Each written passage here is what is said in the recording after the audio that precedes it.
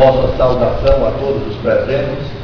Muito obrigado por estarem acreditando na palavra de Deus e poderem estarem aqui conosco neste horário. Nós fizemos uma frase a semana passada dizendo que para nós que cremos na palavra de Deus, vamos ver se vocês decoraram, mais vale um grama de verdade do que uma tonelada de mentiras. Fizemos uma introdução do livro do Apocalipse e mostramos na palavra de Deus quando Deus mostra para Daniel o futuro do mundo através de 4 animais. Em vários lugares a Bíblia chama animais de besta. Então Deus mostra para Daniel 4 bestas, 4 animais. E explicou para Daniel que aqueles 4 animais, estou resumindo no passado, certo? Seriam 4 reinos que se levantariam na terra. A palavra de Deus se cumpriu da forma como Deus revelou a Daniel. Surgiram os 4 animais através do surgimento dos 4 impérios universais. Esses 4 impérios universais foram Babilônia, Medos e Persas, depois que era assim, o leão foi Babilônia, o urso foi Medos e Pérsia, o leopardo foi o império grego da Macedônia, e o animal 4 foi o conhecido Império Romano, chamado pelos historicistas de Império Ferreno. E Daniel chamou esse animal que representa o Império Romano de animal terrível e espantoso. E o animal terrível e espantoso tinha quantas pontas? Eu quero a participação, aqui é uma classe, viu, irmão? Vocês podem falar. As 10 pontas, talvez sua Bíblia fale ponta, usando a palavra chifre. Então o animal tinha 10 chifres, ou 10 pontas. Daniel quis saber. Aí Deus explicou para ele na visão, aprendemos no estudo passado, que as 10 pontas seriam 10 reinos. Se cumpriu também com exatidão a profecia de Daniel. Nós falamos que nesse curso, Apocalipse está revelando o passado, o presente e o futuro. Os 10 reinos, ou as 10 pontas, surgiram quando, por volta do ano 476 da era cristã, Roma perde seu poder. Roma pagã, Roma imperial, deixou de ser império, se esfacelou, dividiu em 10 pequenos reinos. 10 generais assumem os 10 pequenos reinos. Aí cumpre a profecia dos 10 reinos. Aí Daniel disse que no meio dos 10 reinos ia surgir um reininho pequeno, ou um reino pequeno. E o reino pequeno ia abater quantos reis? Quantos? 3. Quando aconteceu? Quando se cumpriu também. Isso é para vocês verem que a palavra de Deus tem se cumprido no limiar da história. Roma perdeu o poder, dividiu em 10 pequenos reinos, e esse reino pequeno surge ao meio dos 10 e destrói 3 dos 10 pequenos reinos. Foram ostrogodos, vândalos e quem mais? Éramos. Ficaram só 7. Porque destruíram o reino pequeno. Nós vamos descobrir hoje quem é o reino pequeno. Quem gostaria de saber quem é o reino pequeno? Vamos descobrir hoje. Daí o que aconteceu? Esses 7 reinos pequenos cresceram e estabeleceram todos os reinos que hoje existem. Eu falei uma coisa, e eu acho que alguns de vocês gostaram, que nós somos brasileiros, somos remanescentes de Portugal. Portugal é um desses pequenos reinos chamados suevos. Aí nós nos encontramos na profecia como suevos, certo? Somos descendentes dos suevos. Aí nós vemos a profecia se cumprindo também em nós. É legal saber isso? Sim. Agora vamos para o que nos interessa saber hoje. Abra sua Bíblia no livro de Daniel.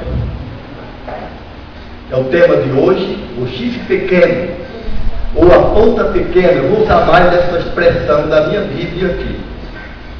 Daniel capítulo 7. E vamos para o versículo 8.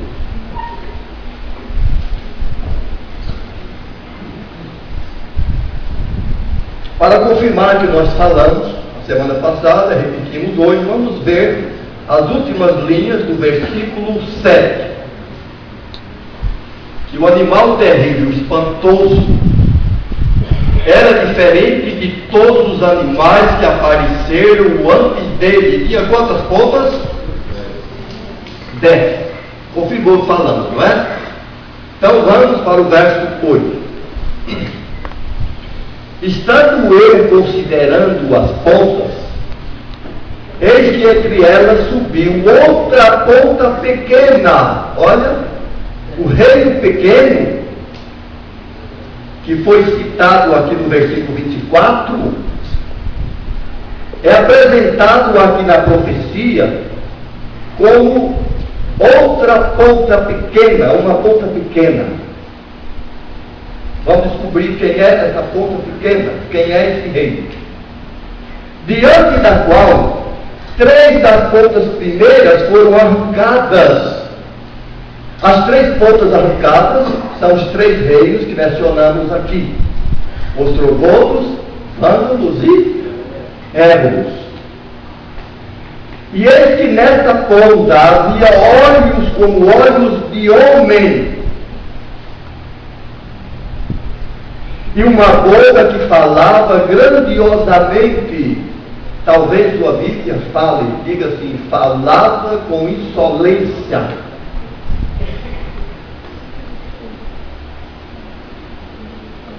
Agora, é interessante que essa ponta tinha olhos como homem e tinha uma boca que falava com arrogância. Daqui a pouco nós vamos ver um verso no Apocalipse, que é correspondente deste verso, e você vai entender melhor. Guarde isso na memória. No Novo Testamento, São Paulo via nessa semelhança de homem, olhos de homem. Quando Paulo entende essa profecia, Paulo era um perito em profecias bíblicas, e ele viu nessa semelhança humana o surgimento do reino do Anticristo. Vocês poderiam perguntar o que quer dizer Anticristo? Ante é contrário, Cristo é o Messias, é Jesus. Na profecia paulina, ele via que esse reino pequeno, essa ponta pequena, seria um sistema político-religioso que tinha um chefe, um líder que liderava o sistema. Nós vamos ver isso também. E que esse reino pequeno, essa ponta pequena, seria o reino do anticristo, quer dizer, um reino político-religioso, que pareceria com Jesus, com o Cristo, mas suas doutrinas seriam contrárias a Cristo. Deu para entender isso? Anticristo. Eu acho que os mais antigos, que conheceram aquela cultura do meu tempo, ainda alcancei um período de tempo, é que os avós e os pais gostavam de passar o que aprenderam para os filhos e netos. E eles sempre falavam assim: no fim do mundo vai vir um poder, uma besta chamado besta-fera. Já ouviram isso? E o povo falava, e a besta-fera vai assinalar o povo dela. Eu aprendi isso menino, antes de estudar a Bíblia, ficava imaginando, o que é isso? Isso foi bom, porque isso me despertou a curiosidade de querer descobrir isso. E fomos atrás. Bem, vamos comprovar o que falamos aqui no livro de Tessalonicenses, capítulo 2, no Novo Testamento. Tessalonicenses, capítulo 2,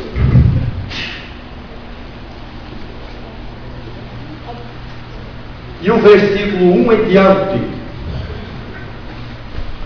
Se sua Bíblia for revista e corrigida, você vai ver esse título aqui, olha. A vinda de Cristo será precedida de manifestações do anticristo. Quer dizer, Paulo está dizendo que Jesus não voltaria no século I e nem nos próximos séculos vindouros da época,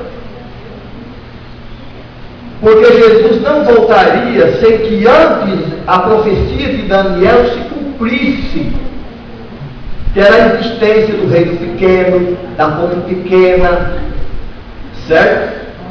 Aí ele aconselha a igreja do seu tempo, há 2000 anos atrás, dizendo assim: olha, irmãos, rogamos-vos pela vinda de nosso Senhor Jesus Cristo e pela nossa reunião com Ele, que não vos movais facilmente do vosso entendimento, nem vos perturbeis, quer por Espírito, quer por palavra, quer por epístola, como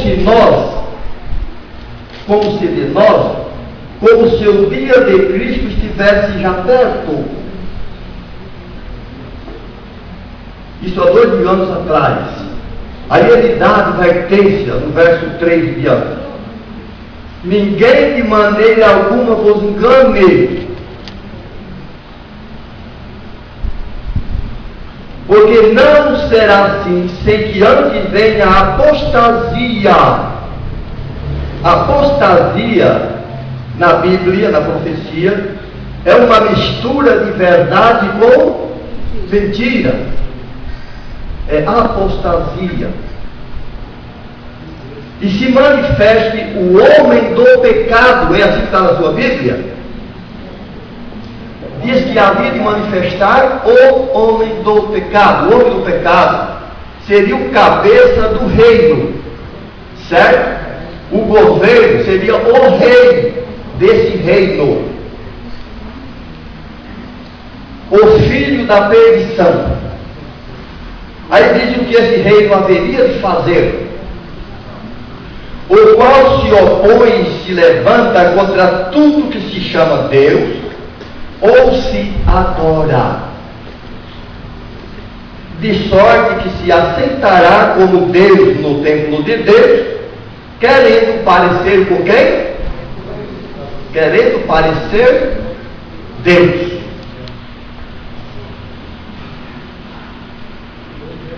Existe um livro chamado Vida de Constantino, que fala do surgimento deste reino por volta do ano 538 da era cristã, para cumprir com exatidão essa profecia. O Império Romano tinha caído por volta do ano 476, houve aquela divisão que já explicamos, alguém trabalha para defender o antigo nome de Roma, aí surge o reino da ponta pequena, o reino pequeno. Como que surgiu? Eu vou dar uma dica rapidinha aqui. Vamos usar o raciocínio. Jesus morreu, ressuscitou, subiu os céus. E a igreja de Jerusalém, a igreja cristã, a igreja apostólica, continuou a pregar o evangelho no mundo inteiro. Por volta do ano 321, isso no quarto século, o imperador romano se chamava Constantino. O imperador Constantino se declarou ter se convertido e criou uma igreja especial para ele. Está entendendo? Eu acho que você já ouviu alguém falar assim: olha, o fulano de tal virou pastor, criou um ministério, e eu vou para o ministério de fulano. Não é normal isso? Ir para o ministério, pastor fulano? Então Constantino, naquela época, no ano 321, criou um ministério. Aí a igreja de Constantino começou a crescer, mas crescendo através de um sistema apóstata, porque era uma mistura de cristianismo com paganismo. Porque Constantino é imperador, para ele descer a Jerusalém e pedir batismo para um apóstolo ou para um sucessor, um presbítero cristão de Jerusalém, seria uma humilhação, porque existia a lei do semitismo. Os cristãos eram judeus. O imperador romano não poderia fazer isso, por isso ele cria um ministério. Aí a igreja cresce, a igreja dele, Constantino. Quando chega no ano 538, na gestão do imperador Justiniano, que não era mais Império Universal, mas era um desses governos dos 10 reis que falamos, estou acompanhando o raciocínio, Justiniano convida o bispo de Roma. O bispo de Roma comandava a igreja de Constantino para fazer uma junção, uma aliança entre religião, ou seja, igreja e Estado. Certo? Vou usar uma linguagem bem simples. É como se Justiniano chegasse aqui no bispo de Roma. O bispo de Roma se chamava Virgílio, ou Virgílio. É como se ele falasse: olha, Virgílio, vamos fazer uma aliança. Sua igreja cresce. E nós temos que sustentar o nome de Roma, que caiu no ano 476. Se unir igreja e Estado, nós vamos impor a autoridade do Estado. E o mundo cristão vai ter que se sujeitar ao Estado e praticar uma religiosidade de acordo com a ideia do Estado. Aí acontece, às vezes tem coisa que é difícil de dizer, mas a gente precisa dizer.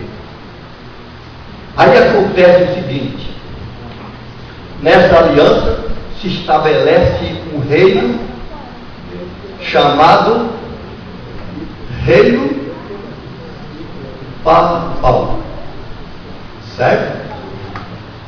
Bispo de Roma,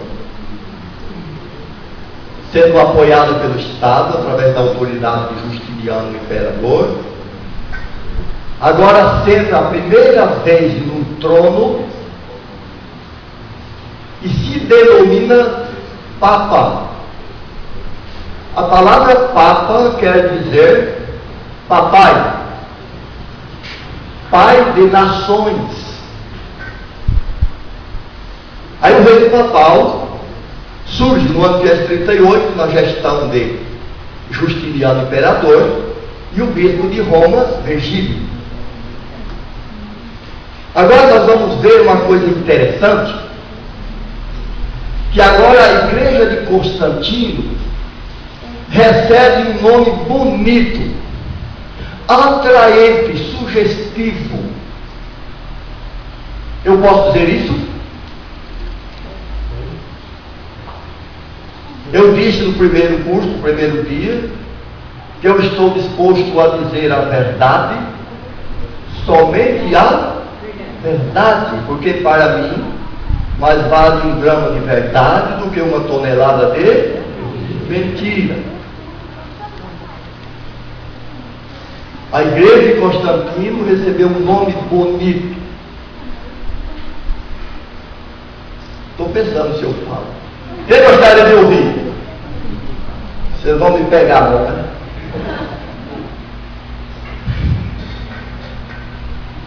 Igreja de Constantino, o pastor ser chamado de... Aguenta aí, pastor.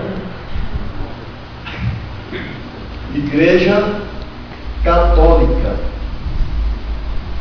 que quer dizer universal, porque na aliança entre o bispo de Roma e Constantino, o objetivo era defender o nome de Roma, porque essa parte do Império Romano teria que restabelecer o nome de Roma e crescer.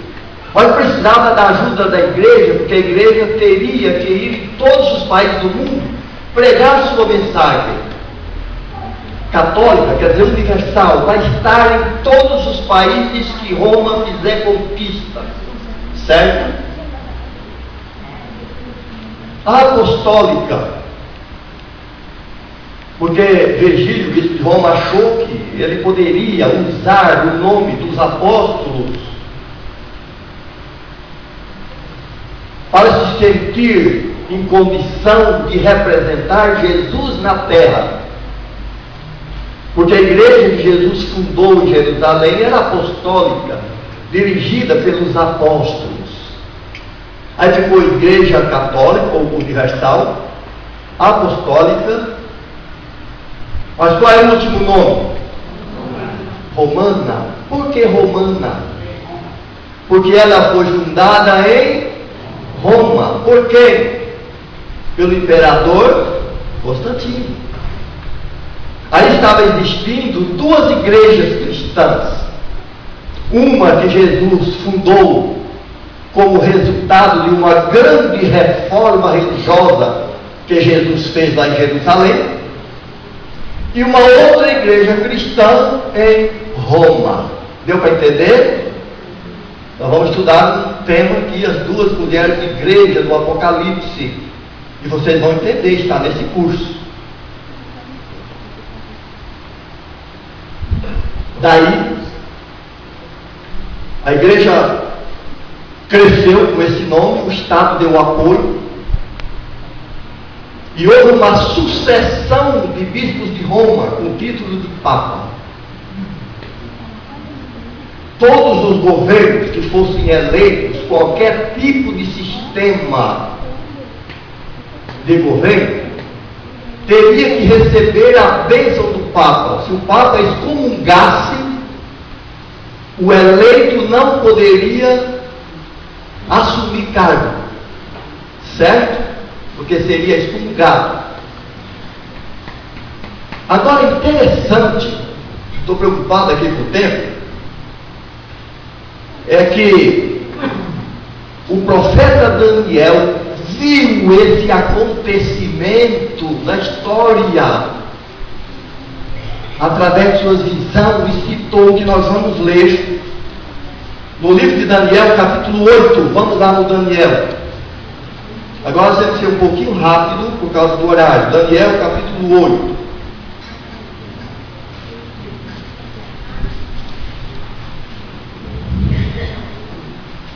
Versículo 12.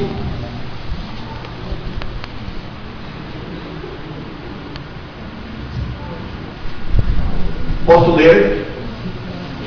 E o exército lhe foi entregue com sacrifício contínuo, por causa das transgressões. Tem várias interpretações para esse texto, mas nós queremos focalizar a mensagem de hoje nessas últimas frases.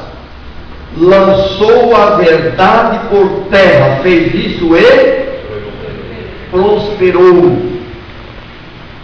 Prosperou tanto que até hoje, até o mundo protestante está pedindo a bênção desse sistema de governo. Prosperou. Mas para prosperar, teve que atuar através da apostasia, fazendo o quê? Lançando a verdade por terra, fazendo isso para prosperar. Deu para entender?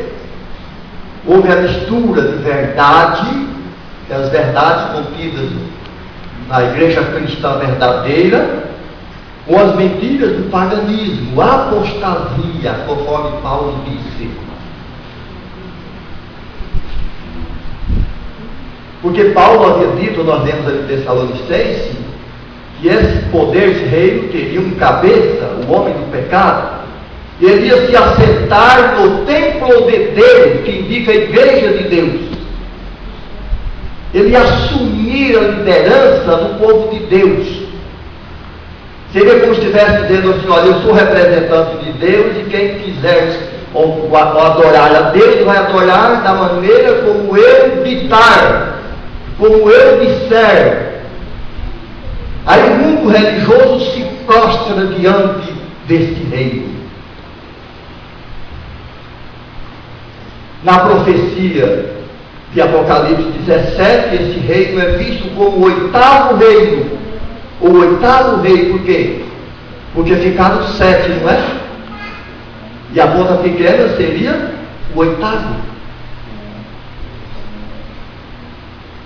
Agora vamos para um outro verso interessante, Daniel 7, 21. Estou omitindo algumas coisas porque estão me tempo.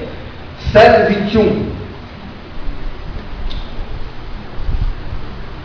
Eu olhava e eis que essa ponta fazia guerra contra os santos e os vencia. Isso quer dizer, Daniel está dizendo que quando esse reino surgisse, ele ia fazer uma guerra, uma batalha, uma luta contra o povo de Deus.